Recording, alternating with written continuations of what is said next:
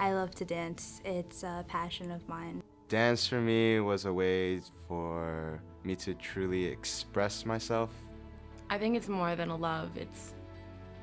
It just inspires me to become a better person. I just feel that movement is so important in our day-to-day life, and we don't pay attention to our body when we interact with people.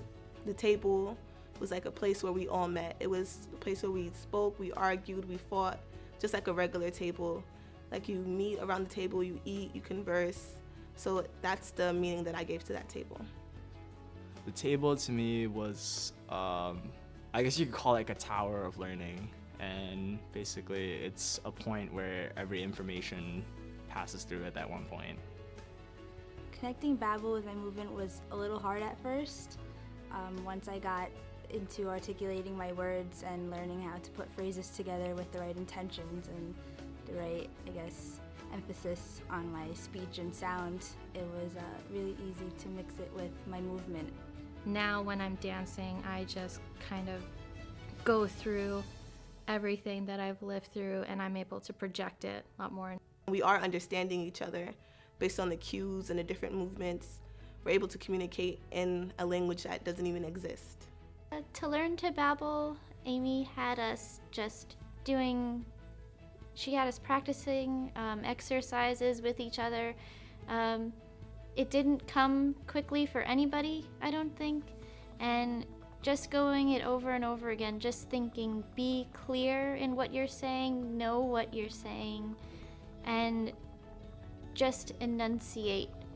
It was a new challenge because usually if I'm dancing and to be able to really get inside of myself, I just used to look down, then I can really feel myself. But with the babble technique, it was quite difficult for me to just talk looking down, and it's a technique that helped me to watch face of myself and be able to also get inside of myself.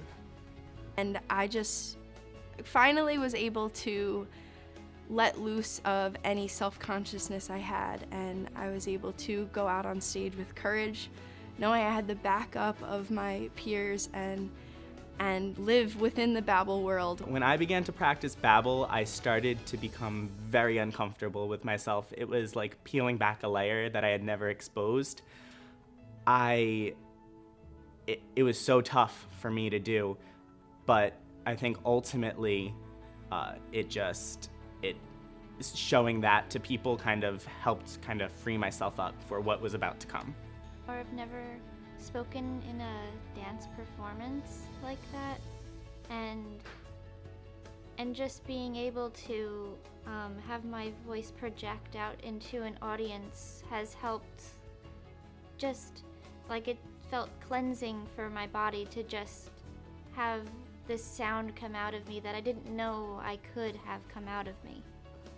Okay, before I used to be more close-minded, more logical thinking, and due to dance, it's opened up, it's a little bit easier to see things in a different light. It wasn't about showing off the dance moves, and it was more about the intention of it.